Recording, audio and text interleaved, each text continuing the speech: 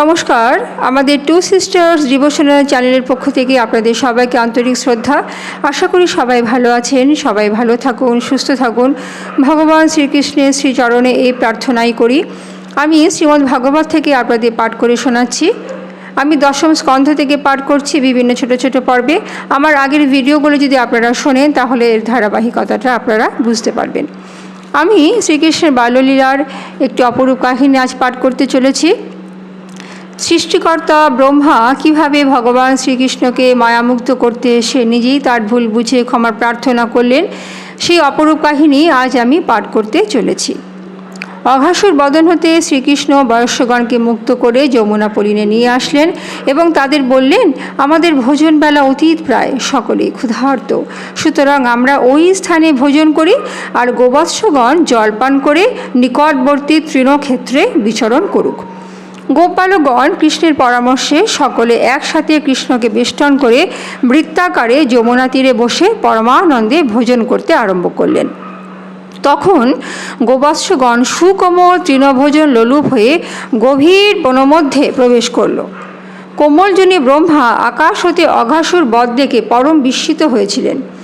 সর্বেশ্বর শ্রীকৃষ্ণের আরও কিছু লীলা মাধুর্য আস্বাদনের লোভে গোবৎস ও গো বালকগণকে নিয়ে সহসা অন্তর্হিত হলেন। শ্রীকৃষ্ণ গোবৎসগণকে দেখতে না পেয়ে তাদের খুঁজতে বনমধ্যে প্রবেশ করলেন, কিন্তু কোথাও তাদের না পেয়ে সর্বজ্ঞ কৃষ্ণ ইহা ব্রহ্মার মায়া জানতে পারলেন।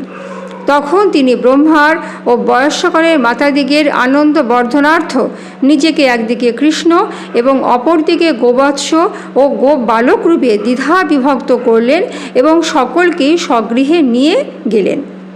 গোপী ও গাভীগণ সকলেই তাদের প্রতি পূর্বাপেক্ষা অধিক স্নেহ প্রদর্শন করতে লাগলেন। বলরামেরও ওইরূপ হলো। তিনি ভাবলেন, এ কোন মায়া? শ্রীকৃষ্ণকে জিজ্ঞাসা করে সকল বিষয় জানতে পারলেন।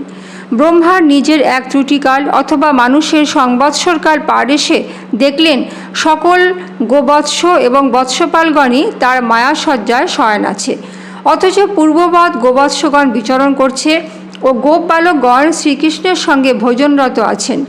ব্রহ্মা গাভী ও বৎসপালগণের প্রত্যেককেই সর্বলাঞ্ছনাযুক্ত চতুর্ভুজ বিষ্ণুর মূর্তিরূপে দেখতে পেলেন। ব্রহ্মা অত্যল্পকালের মধ্যে শ্রীবৃন্দাবনে ফিরে এসে দেখলেন শ্রীকৃষ্ণ গোপালক ও গোবৎসগণ সহ পূর্ববৎ গোষ্ঠলীলা করছেন। ব্রহ্মা চিন্তা করলেন, যে সমস্ত গোপালক ছিল তারা সকলেই স্ব গোবৎসগণ সহ আমার মায়ায় মোহিত হয়ে মায়াসজ্জায় শায়িত আছে, কিন্তু কিছু দূরে কৃষ্ণের সহিত গোপালক ও গোবৎসগণ এক বৎসরকাল ক্রীড়া করছেন। ইহারা তো আমার মায়ায় মুগ্ধ নহে, তবে ইহারা কে বা কোথা হতে আসলো? এই দ্বিবিধ প্রকারভেদ দেখে তিনি চিন্তা করে কিছুই বুঝতে পারলেন না। শ্রীকৃষ্ণকে মায়ামুগ্ধ করতে গিয়ে তিনি নিজেই মায়ামুগ্ধ হয়ে পড়লেন। শ্রীকৃষ্ণ ব্রহ্মার সে দিব্য দৃষ্টি আচ্ছাদিত করে দিলেন। তখন তিনি এই প্রাকৃত জগৎ ও তাতে বৃন্দাবন ভূমিকে দেখতে পেলেন, যে স্থান ভগবানের নিবাস বলে ক্রোধ লোভাদিমুক্ত এবং যেখানে মানুষ ও পশু স্বভাবত শত্রুতা ভাবাপন্ন হলেও মিত্রভাব অবলম্বন করে বাস করছে।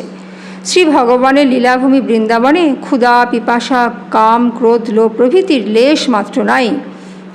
ব্রহ্মা আবার সেই গ্রাস হস্তে বৎস ও বয়স্যগণকে অন্বেষণে রত নরাকৃতি পরব্রহ্মকে দর্শন করলেন।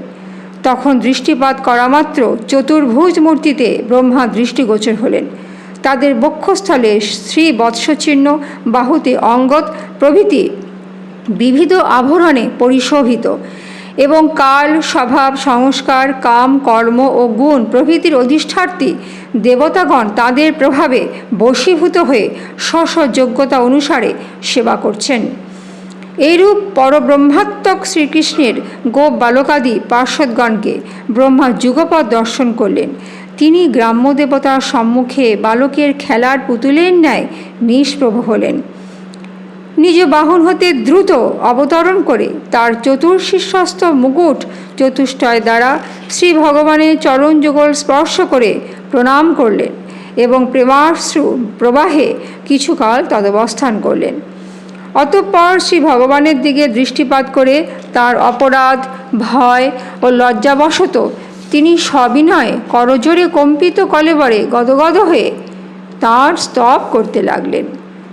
বললেন, হে অজিত, এই জগতে যারা আপনার স্বরূপ, ঐশ্বর্য, মাহাত্ম্য প্রভৃতি বিচারের জন্য আপনার ভক্তগণের সঙ্গ করে আপনার নাম, রূপ, গুণ, লীলাদি কথা শ্রবণ এবং কায়মনোবাক্যে সে কথায় সেবন করেই জীবন ধারণ করে, আপনি ত্রিজগতে কারও বশীভূত না হলেও তারা আপনাকে বশীভূত করতে থাকেন।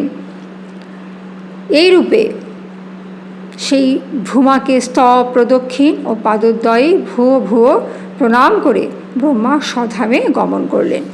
শ্রীকৃষ্ণ বৎস শাখাগণকে পূর্ববৎ যমুনা তীরে নিয়ে গেলেন।